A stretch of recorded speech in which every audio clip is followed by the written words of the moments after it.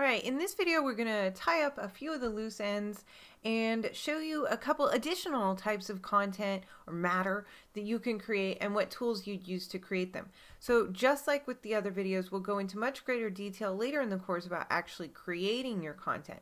But this video is meant to give you an overview of some of the extra kinds of content that you can create. So this way, as you're immersing yourself in your marketplace, you begin to see new trends, new topics, news, you begin to form opinions on things that you want to share with your readers.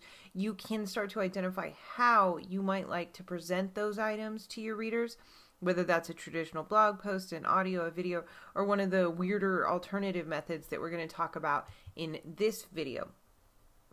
So first thing, sketches. Just like video, they can sometimes portray a how-to kind of idea easier than text. And a sketch or some sort of other visual outline can sometimes portray an idea more clearly and quickly than words.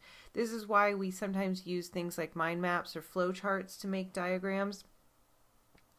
But lots of different ideas can be portrayed visually, and you don't have to be a master or artist to sketch something out quickly just to get a point across. So let's go back to the tomato growing niche example. You might draw out in a notebook your plan for how you want to lay out your tomato beds next spring. Then you can scan that drawing that you created or take a picture of it, upload that to your site, and then use that diagram as the basis for a new post. So it's simple because it doesn't require a lot as far as making things perfect. And it's a little bit of fun because so much of what we do online is typeset and it's perfect and it's so regimented in many ways. But handwriting gets a little messy and it's a little unexpected. Your site visitors probably weren't expecting to see that. So it's all about keeping people surprised each time that they visit your site and mixing up the kinds of content that you're providing to people. This book that you see here on the slide is called Back of the Napkin, and it's a fun read on the topic, and it's fun to look at because most of it's illustrated in sketches. But it's on the topic of solving problems and selling ideas using pictures. So if this is an area that you'd like to look into further, that's a great book to get. And then, you know, if drawing isn't your thing, there are built-in tools in Microsoft Word and in PowerPoint and in all kinds of software to create quick sketches. So you can use that as well too, should you want to. So here's something else really interesting. This is called a LiveScribe pen, and it's part video, part sketch. So what it does is you write on the special LiveScribe paper, and it's going to record what you're writing, as well as record the audio in the room. It has a speaker so you can play back the audio in the room should you want to. And it stores all of this stuff in the pen, and then I guess that you upload it to your computer via the USB connector here. Cool, probably a little vague, so let's take a look at an actual example. So here's a young lady who is using her LiveScribe pen to take notes during what looks like her one of her classes at school. So if we play her video, I'll fast forward it a little bit. These in black are her old notes, and what you can see here in gray are the notes that she hasn't quite taken yet in this session. So now I fast forward a little bit. You can see her writing. It's turning green as she takes her notes. So what you're able to do with this is if you're at a conference, a lecture, something like that, that you're taking notes on, you can actually save your video, which will then show your notes as they were taken, and be able to hear the audio that was going on at the time that that note was taken. So it's really great in an educational setting or in a conference setting, but it can be really interesting too to show your visitors that kind of thing if you were to make, say, a sketch like we just talked about and explain what you're doing as you're doing it and why. People would be able to watch you draw and then hear your explanation of that at the same time. So it's an interesting tool that may or may not work for you, but that's kind of what this video is about, is throwing some different things at you so that you can see what would be applicable in your niche. but it's something that is out there. It's a little bit different. It would certainly surprise your site visitors. I bet that they've never seen it. And it's really cool, and it does have some awesome, awesome uses. So consider that. Next, we have Screen Steps.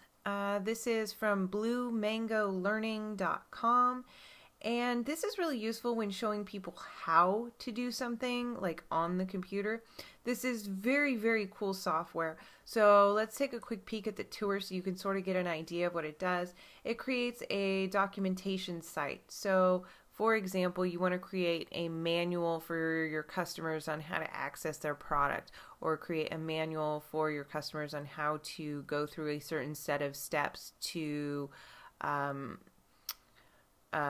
build links to whatever source you're offering that they can build links to. Something like that that's on the computer that you want to use screenshots and then augment that with text. So you have a screenshot and then you explain that screenshot with text, and it's step by step by step.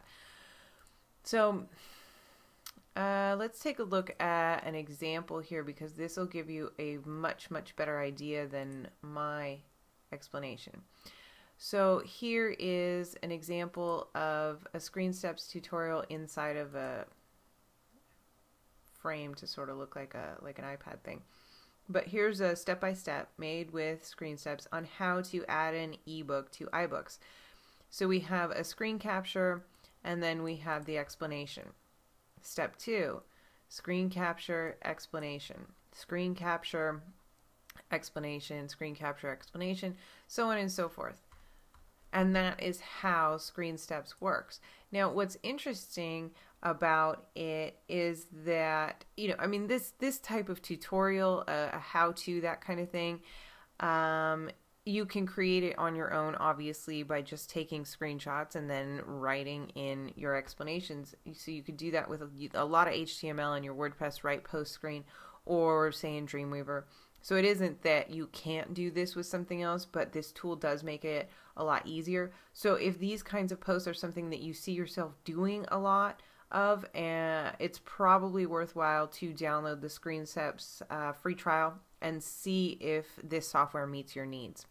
Also, keeping in mind, for those of you who aren't necessarily interested in the Screen Steps software, but that a tutorial like that is another type of content that you can create for users, where you're mixing in images with text to explain to people how to do things.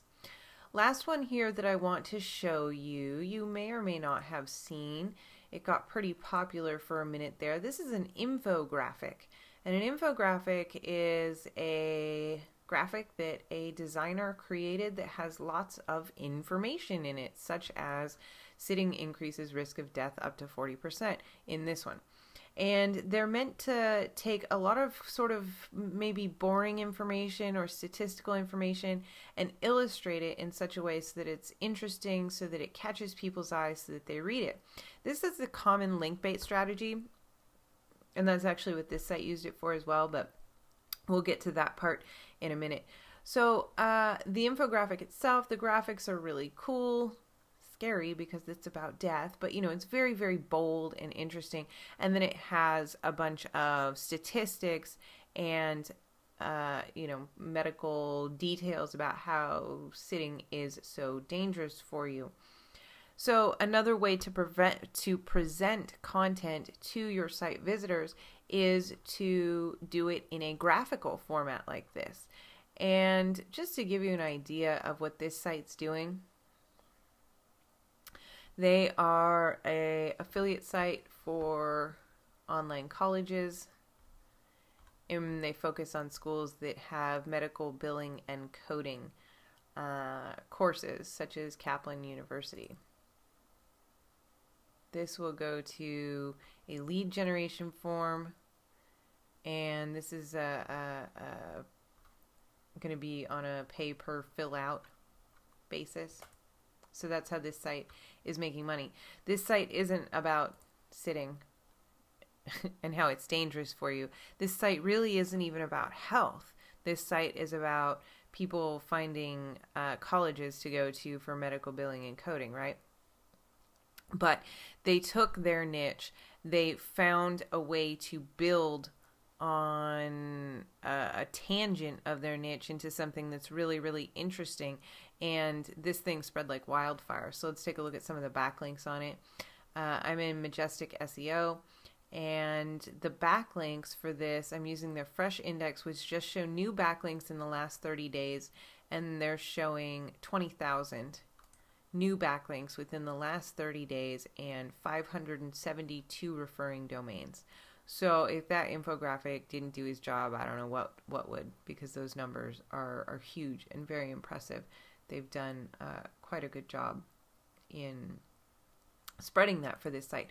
So they got a whole lot of backlinks with this infographic, and that's something that, of course, you can focus on if you want to do an infographic type of thing. And then, of course, you can also focus on the quality of the content that you're getting out to your site readers.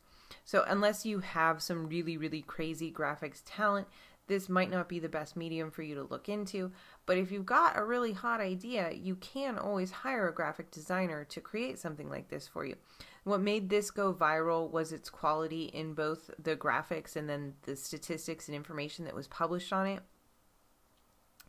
So if you want to go this route and you want to get the same kind of results that these guys did, you can't skimp on it. But again, I wanted to throw it out there so that the wheels are churning. I hope that these extra types of content and how you can make them have got your idea generators flowing. I hope the wheels are turning. I hope you've got lots of inspiration as far as different kinds of content that you can create. Remember, mix it up, surprise your audience, keep them coming back for more in whatever formats you ultimately decide to ship.